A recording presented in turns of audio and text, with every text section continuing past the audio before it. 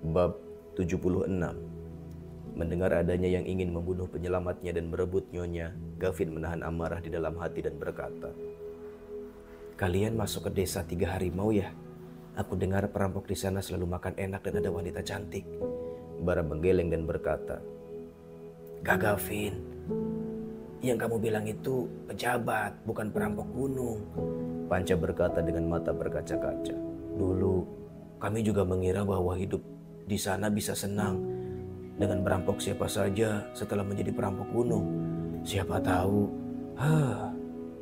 Gavin terkejut lalu bertanya, "Memangnya bukan begitu?" Dulu ada juga orang yang mengajaknya bergabung dan mengatakan bahwa menjadi perampok gunung bisa makan enak dan hidup senang. Saat itu dia hampir tergoda. Jika bukan karena masih ada ibu dan istri, dia sudah mengikuti mereka ke gunung. Berhubung takut akan dikejar dan dihabisi oleh pemerintah, kami tinggal di pedalaman hutan sehingga sulit untuk mendapatkan makanan. Di gunung ada banyak orang yang harus diberi makan. Kami membawa persediaan makanan, tetapi selalu saja habis dalam sekejap. Pemimpin kami menetapkan jatah makanan 3 piring nasi untuk 1 orang, dan kita hanya bisa makan daging setiap setengah bulan. Pemerintah mengirim tentara 2 kali setahun untuk memberantas perampok. Jadi kita harus bersembunyi di dalam hutan selama setidaknya setengah bulan setiap kali. Selama periode itu, kami sangat kekurangan makanan dan pakaian juga sangat sedikit. Lihatlah bagaimana aku kelaparan. Hidupku bahkan tidak sebagus saat menjadi pencuri kecil." Panca mengangkat bajunya sedikit untuk menunjukkan perutnya yang kurus kering. Bahkan matanya juga memerah ketika bercerita. "Selain kekurangan makanan, kami juga selalu hidup dalam bahaya setiap kali merampok." Bara mengangkat bajunya untuk memperlihatkan bekas luka di rusuknya. "Merampok orang miskin memang tidak beresiko. Tapi mau membunuh mereka sekalipun, kamu tidak bisa mendapatkan banyak keuntungan. Merampok kelompok dagang kaya yang melintas, keuntungannya memang lebih besar. Tapi mereka memiliki pasukan pengawal yang dilengkapi dengan pisau dan senjata. Ketika terjadi pertempuran, semuanya sangat kejam. Lihatlah, bekas luka ini kudapatkan saat mencuri truk pengangkut makanan keluarga Wibowo. Saat itu aku ditebas oleh salah satu pengawalnya. Untungnya aku berhasil bersembunyi. Kalau tidak, nyawaku sudah melayang. Kak Gavin, menjadi perampok gunung tidak semudah itu." Gavin menimpali, "Mau kerja apapun memang susah, tapi ku dengar kalian sudah punya banyak istri di gunung. Walaupun agak menderita, juga semuanya jadi pantas kan?" "Pantas apanya?" Panca mengeluh ke tanah sambil berkata, "Kak Gavin, terus terang saja selama 2 tahun di gunung, aku bahkan belum pernah menyentuh wanita. Kehidupanku lebih buruk daripada sewaktu menjadi pencuri dulu. Dulu aku masih bisa pergi ke rumah bordil setelah mencuri uang dari orang kaya." Bara menghela napas dan berkata, "Wanita cantik yang kami rampok di gunung, semuanya menjadi milik ketiga pemimpin. Sisanya adalah bagian untuk para perampok yang sudah berpengalaman. Kami harus bertahan selama 2 tahun sebelum mendapatkan jatah. Itu pun wanita yang kami dapatkan hanya wanita tua yang jelek." Panca tertawa canggung lalu berkata sinis, "Jangan meremehkan wanita tua. Di gunung masih ada perampok yang berebutan wanita tua. Yang penting wanita itu masih bisa melahirkan anak laki-laki sehingga garis keturunan tidak akan terputus." Gavin mengernyitkan alis. "Kekurangan makanan, nyawa terancam, tidak punya istri. Lalu kenapa kalian masih tetap di sana?" "Kami juga tetap tidak berdaya." Bara tersenyum getir. Untuk mengobati penyakit ibunya, dia menjual tanah rumahnya. Namun penyakit ibunya tidak bisa disembuhkan dan dia tidak punya uang untuk melakukan pemakaman. Jadi dia terpaksa harus menjual rumahnya kepada tuan tanah. Sejak saat itu dia menjadi gelandangan. Hidup sebagai pencuri juga tidak menentu. Mendengar orang lain mengatakan bahwa hidup sebagai perampok gunung sangat nyaman, mereka pun pergi ke gunung. Namun tak disangka hidupnya malah menjadi semakin menderita. Selain menjadi pencuri, mereka juga tidak punya keahlian lainnya. Panca menghela napas dan berkata, "Orang tuaku meninggal saat aku masih kecil. Jadi aku dibesarkan dengan makan dari warga desa lainnya. Karena tidak bisa mencuri dari penduduk desa, aku harus mencuri dari tempat yang jauh. Reputasiku sebagai pencuri sudah tersebar jauh. Bahkan Tuan tanah dari tempat yang jauh juga datang mengejarku. Aku tidak punya pilihan lain selain menjadi perampok gunung. Siapa yang ingin menjadi perampok? Suatu saat kita pasti akan dihukum mati. Melihat kondisi kedua orang ini, hati Gavin terenyuh.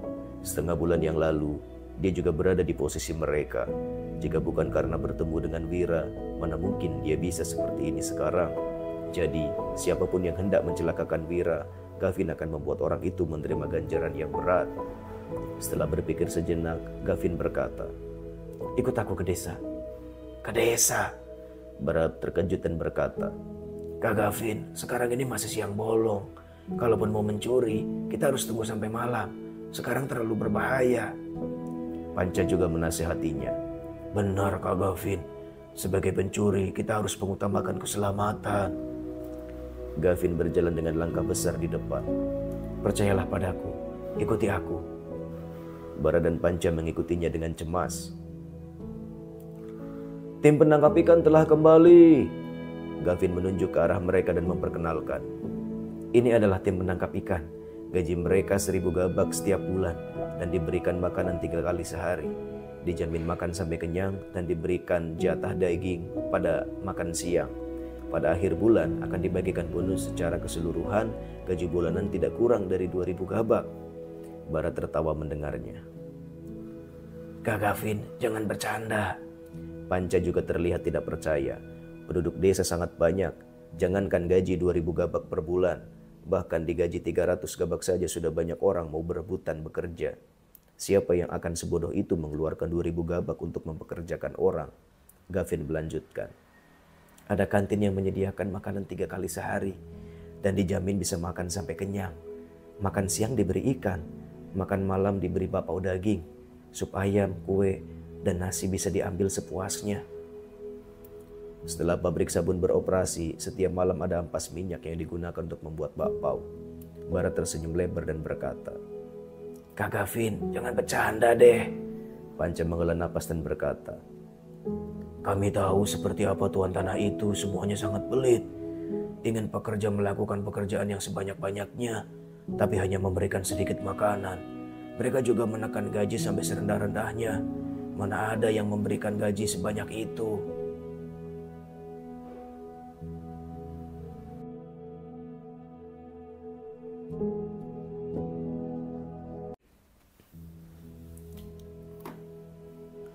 Bab 77. Gavin tidak menjelaskan lebih lanjut dan membawa kedua orang tersebut ke rumah Wira.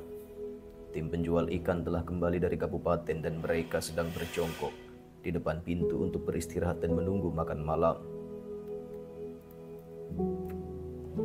3 tim yang beranggotakan 30 orang semuanya berkumpul untuk berbincang dan bercerita tentang kejadian di kabupaten dan pasar ikan. Wajah mereka berseri-seri penuh dengan kebahagiaan. Bara dan Panca terkejut. Mereka merasa seolah-olah orang ini benar-benar bahagia. Namun, apa yang bisa membuat petani di pedesaan bahagia? Tiba-tiba Gavin berkata, "Mereka adalah tim penjual ikan. Mereka mendapat gaji 2.000 gabak per bulan. Sehari diberikan 2 kali jatah makan daging sebanyak 250 gram. Mereka diberi kereta saat pergi ke kabupaten, bekerja 2 hari dan istirahat 1 hari. Bahkan ada orang yang mengajari mereka seni bela diri." Bara mengerutkan kening. "Kak Gavin, perkataanmu makin lama semakin tidak masuk akal. Mana ada bos yang memberikan kereta kepada pekerja, membiarkan mereka bekerja 2 hari dan istirahat 1 hari, apalagi mencari orang untuk mengajari mereka seni bela diri. Kalau memang benar ada seperti itu, antara bos itu orang bodoh atau sangat baik hati." Panca mengerutkan bibirnya dan berkata, "Kak Gavin, kamu sedang bercanda kan? Mana ada orang seperti ini." Gavin tidak menjelaskan lebih lanjut. "Ayo pergi, saatnya mereka makan. Aku akan membawa kalian mencoba masakannya." Bara gemetaran ketika berkata, "Kak Gavin, nyalimu benar-benar telah melampaui batas. Sekarang ini masih siang bolong dan banyak sekali orang di sini. Apakah kita benar-benar akan mencuri seperti ini? Tidak takut tertangkap?" Wajah Bara pucat pasi ketika berkata, "Kak Gavin, kita harus utamakan keselamatan. kita beraksi di malam hari saja. Tidak usah takut, aku punya kenalan di sini. Kita bisa makan dengan terang-terangan, jawab Gavin. Wah, setelah 2 tahun tidak bertemu, Kak Gavin semakin hebat saja. Bahkan sudah punya mata-mata di rumah orang kaya, ucap Bara. Bara dan Panca mengangguk dengan kagum, lalu mengikuti Gavin dengan tenang. Ada 2 tenda besar yang dijadikan kantin, dengan 5 orang koki yang sedang sibuk hingga wajah mereka memerah. Bara terkejut. Panca, lihatlah wanita-wanita di sini. Kenapa mereka semua begitu putih? Panca mengerutkan kening. Bukan hanya wanita, perhatikanlah orang-orang di sini. Mereka semua terlihat begitu bersih dan putih. Bahkan Kak Gavin juga lebih putih dari kita. Semangkuk sup telur, bakpao daging besar, ikan goreng, tumis lobak, dan nasi ditata di atas meja makan. Aroma makanan yang lezat tercium ke hidung mereka. Bara dan Panca menelan ludah. Mereka terkejut melihat orang-orang mengantre sambil memegang sebuah piring. Semua orang mengantre untuk mengambil lauk, daging, sup, dan bakpao. Mereka sangat terkejut. Ternyata bos mereka benar-benar memberikan makanan semewah ini. Gavin mengingatkan mereka. Kenapa masih berdiri di situ? Ayo siap-siap makan. Baik. Bara dan Panca langsung menuju tempat piring dan sendok. Tetapi Gavin menahannya. Kita harus menjaga kebersihan. Sebelum makan harus mencuci tangan dengan sabun. Sabun? Menjaga kebersihan? Bara dan Panca bingung. Mereka ditarik oleh Gavin ke dekat tong air besar. Gavin mengambil sebaskom air bersih, lalu secara langsung menunjukkan kepada mereka cara mencuci tangan dengan sabun. Setelah keduanya mencuci tangan, air dalam baskom itu langsung berubah menjadi hitam. Tetapi wajah dan tangan mereka menjadi putih. Panca terkejut. Bara, wajahmu menjadi putih. Oh. Mereka menunduk ke arah tong air dan melihat bayangan wajah mereka yang sedikit gelap. Bara terkejut. Wah, ternyata aku tidak hitam ya. Dulu aku hanya tidak pernah mencucinya sampai bersih. Kak Gavin, di mana bisa membeli sabun ini dan berapa harga 1 potong? Aku juga ingin membelinya. Gavin menggelengkan kepala. Ini sabun yang digunakan oleh nyonya dari keluarga kaya. Harganya setidaknya 3.000 sampai 4.000 gabak per potong. Apa? Seharga 3.000 sampai 4.000 gabak per potong yang digunakan oleh nyonya dari keluarga kaya. Bos di sini malah memberikannya kepada pekerja. Ini sungguh tidak masuk akal. Keduanya tidak tahu harus berkata apa. Dalam hati mereka timbul perasaan yang sangat sulit untuk diungkapkan. Jangan diam saja, ambil makanan dan makanlah. Gavin adalah wakil kepala tim pembelian. Jadi dia bisa membawa orang-orang yang bekerja untuk makan. Ini adalah persetujuan dari Bira. Jadi 5 orang koki itu pun tidak mengatakan apa-apa dan dengan senang hati memberikan makanan kepada keduanya. Ini benar-benar bakpao daging. Ada banyak sekali minyak di dalamnya dan isinya juga sangat banyak. Ikan ini juga ternyata digoreng dengan minyak. Rasanya juga sangat harum. Iya, rasa lobak ini juga berbeda. Jauh lebih enak daripada yang ada di markas kami. Sup telur ini benar-benar isinya telur. Asik sekali hidup di sini. Bahkan lebih mewah daripada saat tahun baru. Keduanya makan dengan rakus hingga mulut mereka tampak berminyak. Namun, mereka juga mendengarkan sekitar mereka dengan seksama. Wajah mereka tampak terkejut dan tidak percaya. Gavin diam-diam memperhatikan mereka. Setelah keduanya menaruh piring mereka, dia berkata, Panca, Bara, hidup sebagai perampok gunung begitu pahit. Menurut pendapatku, kalian berdua sebaiknya berhenti ke gunung dan tinggal di sini untuk bekerja dengan tuan muda kami saja. Kalian bisa makan enak, aman, dan juga bisa mendapatkan gaji. Dalam 2 atau 3 tahun, kalian bahkan bisa membeli rumah, membeli tanah, dan bahkan menikah.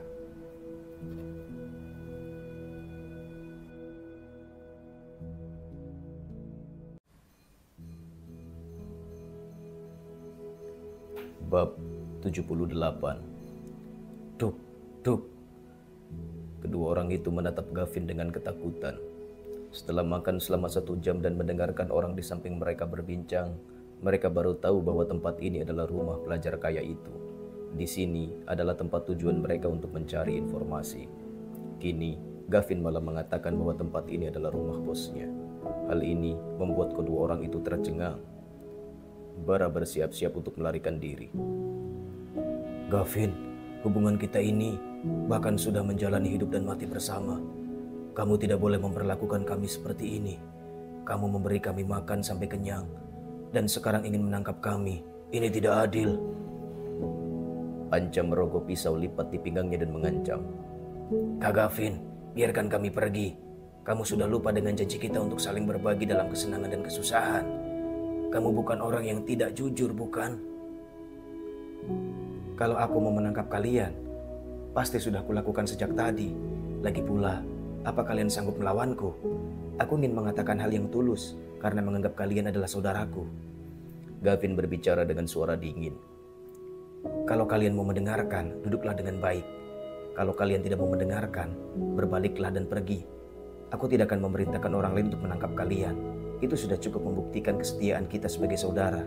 Tapi setelah hari ini, kita tidak akan lagi menjadi saudara.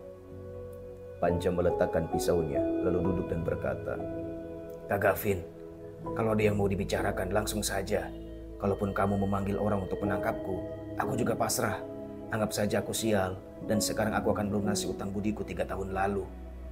Bara tersenyum getir dan berkata, Kak Gavin, apapun yang terjadi hari ini, aku juga sudah pasrah.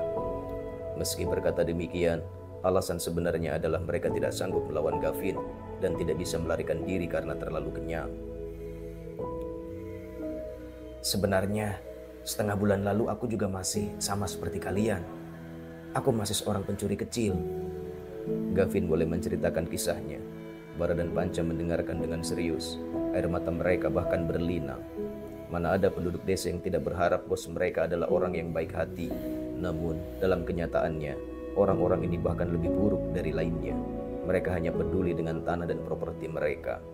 Tidak cukup hanya mengambil barang mereka, para tuan tanah itu bahkan ingin menjual mereka menjadi budak dan membuat mereka bekerja tanpa bayaran. Jika Gavin menceritakan kisahnya sebelum mereka makan, 2 orang itu tidak akan percaya. Namun, saat mereka sedang makan, tim penangkap ikan, tim penjual ikan dan pembuat sabun, serta tim pembelian semua berada di dekat mereka. Semua orang itu bertukar tawa dan mengobrol dengan penuh sukacita. Mereka membahas berapa gaji yang mereka dapatkan, berapa banyak berat badan mereka yang bertambah setelah memakan daging selama 10 hari ini. Istri mereka mandi dengan sabun dan sekarang semuanya menjadi begitu wangi. Juga ada yang membahas berapa lama lagi rumah mereka akan selesai dibangun dan berapa lama lagi anak-anak bisa pergi sekolah. Mereka semua begitu bergembira. Ada juga yang bercerita tentang bagaimana Wira memimpin Sony dan Danur mengalahkan kepala desa, petugas patroli, dan petugas polisi. Semua cerita ini benar-benar mendebarkan. Selain itu, mereka juga mendengar cerita tentang Gavin, membantu menyelesaikan masalah dan diberi hadiah 2.000 gabak, serta dipromosikan menjadi wakil pimpinan tim dengan gaji 3.000 gabak per bulan. Gandhi dan Ganjar juga bergabung dengan tim penangkap ikan dengan gaji 2.000 gabak per bulan. Semua ini telah didengar mereka sebelum Gavin menceritakannya. Tadinya, mereka tidak berani mempercayainya, tapi sekarang setelah Gavin mengatakannya sendiri, berarti semua kejadian ini benar-benar terjadi. Yang paling membuat mereka terharu adalah ketika Gavin mencuri dari Wira, Wira bukannya memarahinya. Pria itu justru mengeluarkan uang untuk membebaskan Gavin agar tidak dipenjara. Selain itu, dia juga memberikan uang untuk pengobatan Ganjar. Dia bahkan mengangkat Gavin menjadi wakil pimpinan tim dan memberikannya bonus. Pencuri mana yang tidak ingin bertemu dengan tuan muda yang baik hati seperti ini? Mereka adalah pencuri, tetapi mereka juga taat pada orang tua. Mereka hanya kurang beruntung karena tidak bertemu dengan Tuan Wira. Kalau tidak, mereka juga pasti akan punya masa depan seperti Gavin.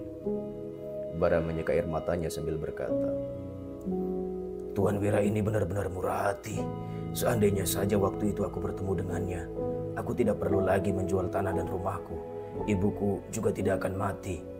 Air mata Panca menggenang ketika dia berkata, Kak Gavin, kamu bekerja dengan sungguh-sungguh. Dia memberikanmu bonus 2.000 gabak. Setiap kali mencuri, kami harus mempertaruhkan nyawa kami. Tetapi pemimpin kami hanya membagikan 1.000 gabak per orang.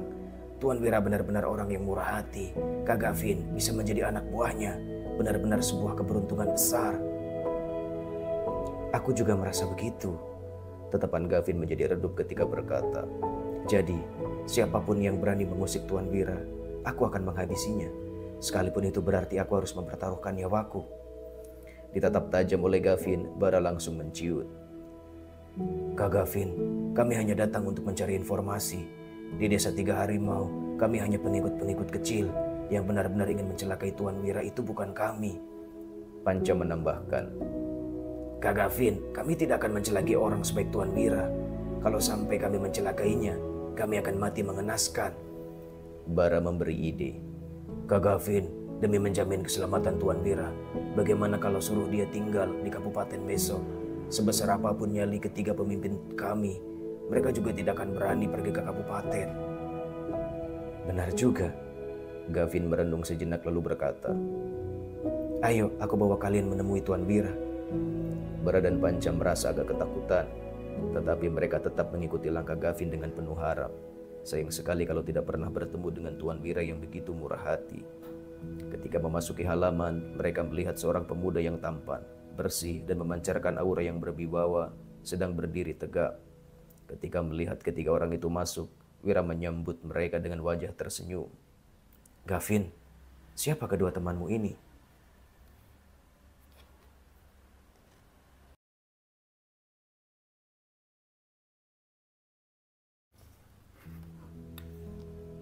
Bab 79.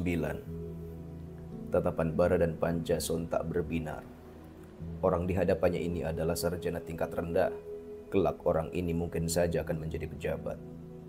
Pemuda ini sangat kaya hingga bisa memberi makan daging kepada ratusan orang dan bahkan mengalahkan kepala desa dan polisi. Namun, orang yang begitu kaya dan berkuasa ini malah bersikap begitu ramah terhadap mereka. Perlu diketahui, selama ini tidak ada satupun bos besar ataupun tuan tanah yang pernah memperlakukan mereka dengan baik. Bahkan di desa Tiga Harimau sekalipun, ketiga pemimpin mereka juga tidak pernah menganggap mereka sama sekali. Padahal status mereka sama-sama adalah perampok, tetapi mereka malah meremehkan Panca dan Bara yang dulunya hanya pencuri kecil. Namun, Tuan Wira ini berbeda. Dia bukan hanya tidak merendahkan mereka, pria ini bahkan menyebut mereka sebagai teman dan berinisiatif menyapa mereka. Kedua orang itu merasa seolah-olah telah bertemu dengan sahabat mereka. Tuan, mereka adalah teman lamaku. Sekarang sudah tinggal di desa Tiga Harimau. Gavin melanjutkan. Ada yang menyuruh desa Tiga Harimau untuk mencelakaimu. Kedua orang ini diutus untuk mencari informasi di sini. Kebetulan mereka bertemu denganku tadi sore. Mendengar ucapannya, Panca dan Bara menjadi panik. Bara langsung berlutut. Tuan Wira adalah orang yang sangat baik. Mana mungkin kami tega mencelakaimu. Kami akan mati mengenaskan kalau sampai mencelakaimu.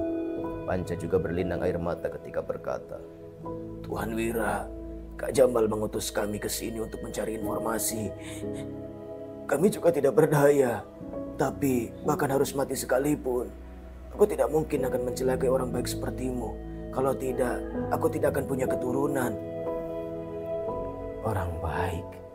Wira kebingungan mendengar ucapan mereka, namun dia sudah mengetahui kondisinya secara garis besar. Selanjutnya, dia buru-buru memapah kedua orang itu dan berkata, Berhubung kalian ini adalah teman Gavin, berarti kalian juga temanku. Jadi, mana mungkin kalian akan mencelakaiku? Bagaimanapun kehidupan kalian sebelumnya, semua itu karena tekanan ekonomi. Kalau tidak, siapa juga yang melakukan pekerjaan yang berbahaya seperti itu? Benar, iya. Bara dan Panca buru-buru mengangguk dengan air mata yang mengucur deras. Tuan Wira benar-benar paham terhadap mereka. Jika bukan karena tekanan ekonomi, siapa juga yang mau menjadi pencuri? Alasan ini benar-benar membuat mereka senang mendengarnya. Tutur bicara orang intelektual memang berbeda. Sambil menyeka air matanya, Bara berkata, Pemimpin ketiga kami yang bernama Jamal menerima tugas ini. Dia memiliki 18 orang bawahan, 8 orang untuk mengintai, 10 orang adalah ahli bela diri. Semuanya dilengkapi dengan senjata, baju besi, serta 10 ekor kuda. Kak Jamal merasa tidak puas dengan hadiah penangkapannya yang lebih rendah daripada kedua pemimpin lainnya. Kali ini, dia ingin membunuhmu agar hadiahnya dinaikkan. Kamu harus pergi ke kabupaten untuk bersembunyi dengan segera. Melihat rekannya menjelaskan semuanya terlebih dahulu, Panca juga menambahkan. Di kabupaten, ketiga pemimpin kami adalah buronan. Jadi, mereka tidak akan berani pergi ke kabupaten. Tuan Wira sebaiknya bersembunyi dulu di kabupaten. Benar, Tuan. Gavin membujuknya. Demi alasan keamanan, sebaiknya kita pergi malam ini juga. Begitu tiba di kabupaten, kita tidak perlu takut pada mereka lagi. Ayo. Wira menyipitkan matanya saat melihat tim nelayan, tim penjual ikan, tim pembuat sabun, dan tim pembelian di luar pintu. Semua tim yang baru saja mereka bentuk ini sedang berkembang. Wira mengacungkan jarinya dan berkata, bagaimana jadinya kalau Jamal malah mencelakai mereka karena tidak bisa menemukanku? Mereka semua punya orang tua, istri, dan anak. Di saat seperti ini, Tuan Wira masih memikirkan orang lain. Benar-benar orang yang berhati mulia. Bara dan Panca berlinang air mata. Gavin terkejut sejenak dan menggenggam erat tinjunya. Dalam hatinya bertekad bahwa dia akan melindungi Wira, bahkan jika itu harus mengorbankan nyawanya. Gavin. Wira terdiam sejenak lalu berkata, kedua temanmu ini telah memberikanmu begitu banyak informasi. Sudah pasti mereka tidak akan bisa kembali lagi ke desa Tiga Harimau. Begini saja, besok kamu berikan uang 100.000 gabah kepada mereka untuk membeli rumah kecil di kabupaten. Dengan begitu, setidaknya mereka punya tempat tinggal di kabupaten. Aku akan memberikan kalian resep rahasia membuat bakso ikan. Kalian bisa menjualnya di kabupaten dan menetap di sana sampai menikah dan beranak cucu. Dengan begini, sudah termasuk menjalin persahabatan dengan kami. Tangisan Bara dan Panca menjadi semakin keras. Selama tinggal di desa Tiga Harimau, selama 2 tahun, pemimpin mereka bahkan tidak pernah memberikan mereka uang sebanyak itu. Baru pertama kali datang bertemu dengan Tuan Wira, mereka sudah diberi uang untuk membeli rumah dan bahkan diberi resep rahasia untuk berdagang. Orang ini benar-benar berhati mulia. Gavin terkejut mendengarnya. Dia ingin memberitahu Wira bahwa meskipun hubungan mereka bertiga cukup baik, Wira sebenarnya tidak perlu menghabiskan begitu banyak uang untuk mereka. Namun, dia juga mengerti bahwa Wira adalah orang yang luar biasa. Setiap kata dan tindakannya memiliki makna yang mendalam. Panca dan Bara saling menatap dan langsung berlutut. Tuan Wira, kalau ada perintah dari Anda, kami akan melakukannya dengan segenap jiwa dan raga. Kami bahkan rela kembali ke desa Tiga Harimau dan menjadi mata-mata untukmu. Wira menggelengkan kepalanya lalu berkata, tidak bisa. Menjadi mata-mata terlalu berbahaya. Kalian adalah teman-temanku. Mana mungkin aku membiarkan kalian mengambil risiko seperti itu. Kalian cukup membantuku satu hal saja.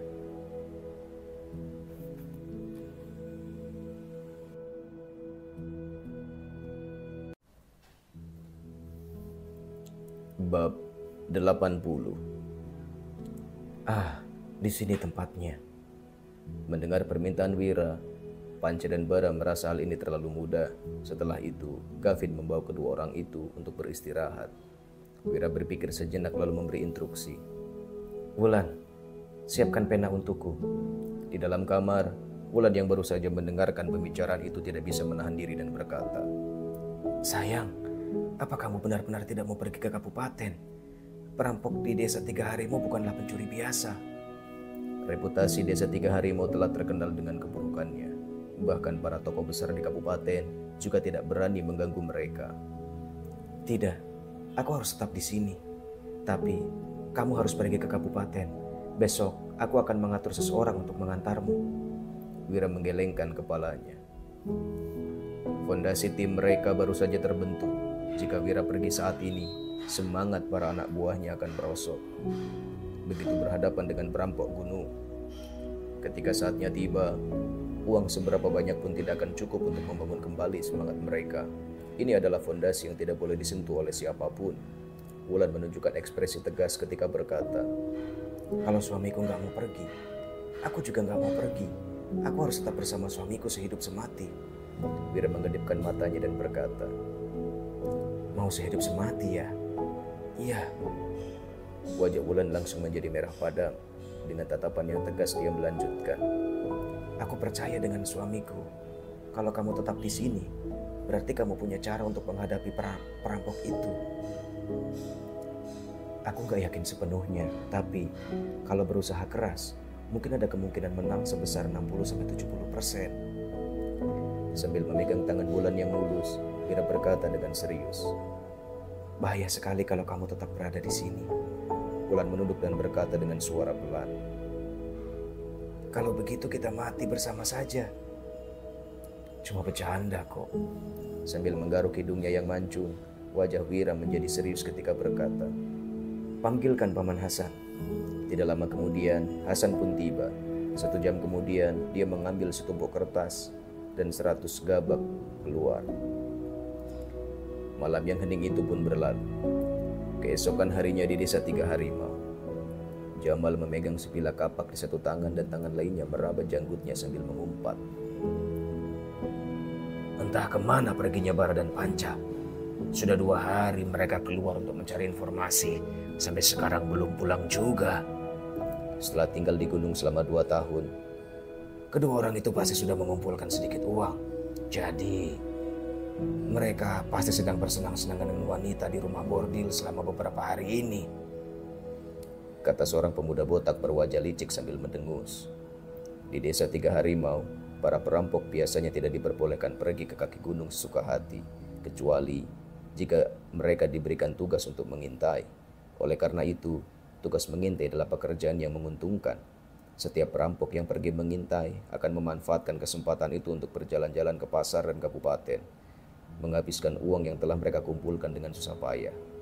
Sialan, menunda urusanku saja. Setelah mereka pulang nanti, aku pasti akan menghukum kedua orang itu dengan keras. Jamal menebaskan kapaknya ke tanah sambil berkata dengan kejam. Botak, pergi ke Dusun Darmadi untuk mengintai bersama si Sipit. Ingat, periksa situasinya dengan baik dan segera kembali. Jangan pergi ke kabupaten lagi, sialan. Ketua, aku akan menyelesaikan tugas dengan sungguh-sungguh. Aku pasti akan cepat pulang. Si botak menepuk dadanya untuk meyakinkan Jamal, tetapi diam-diam dia memutuskan untuk bersenang-senang di kabupaten selama 1 malam. Keesokan paginya, si botak dan si Sipit berangkat dari desa Tiga Harimau. Mereka tiba di Dusun Darmadi pada siang hari. Kedua orang itu berpura-pura sebagai pendatang untuk memasuki dusun tersebut dengan hati-hati. Namun, saat mereka baru berjalan beberapa langkah, terdengar sebuah suara yang akrab. Botak, Sipit, apakah Kak Jamal yang mengirim kalian ke sini? Bara, Panca, kenapa kalian berdua jadi begini? Si botak dan si Sipit berbalik menatap kedua orang itu dengan kaget. Mereka hampir saja tidak bisa mengenal kedua orang itu. Bara dan Panca yang dulunya memakai baju rami di gunung seperti mereka, kini malah mengenakan setelan pakaian dari sutra dan sepatu bot dari kulit sapi. Wajah dan tangan mereka bahkan terlihat begitu bersih. Mereka sama sekali terlihat seperti orang yang berbeda. Jika bukan karena suara mereka, Botak dan Sipit sudah pasti tidak bisa mengenali kedua orang itu. Kami hanya mengganti baju dan sepatu senilai 5.000 gabak dan mandi dengan sabun senilai 3.000 gabak. Totalnya belum sampai 10.000 gabak. Apanya yang istimewa dengan hal ini? Ujar Bara sambil mendongak dengan bangga, seolah-olah dia adalah orang yang kaya raya. Si botak mendengus dengan angkuh dan berkata, belum sampai 10.000 gabak. Selama 2 tahun menjadi perampok gunung, berapa banyak uang yang telah kalian kumpulkan? Si Sipit memasang wajah cerdas lalu bertanya, Bara, sebagai sahabat, coba kamu terus terang saja kepada kami. Apa kamu sudah kaya raya? Kaya sih enggak. Aku cuma punya sedikit uang untuk beli rumah di kabupaten. Harganya juga nggak mahal, cuma 30.000 gabak. Bara mengeluarkan sebuah akta rumah dan menunjukkannya dengan wajah bangga. Setelah menetap di kabupaten, aku akan menikah dan menjalankan sebuah usaha kecil. Dengan begitu, bisa dibilang aku sudah menjadi penduduk kota.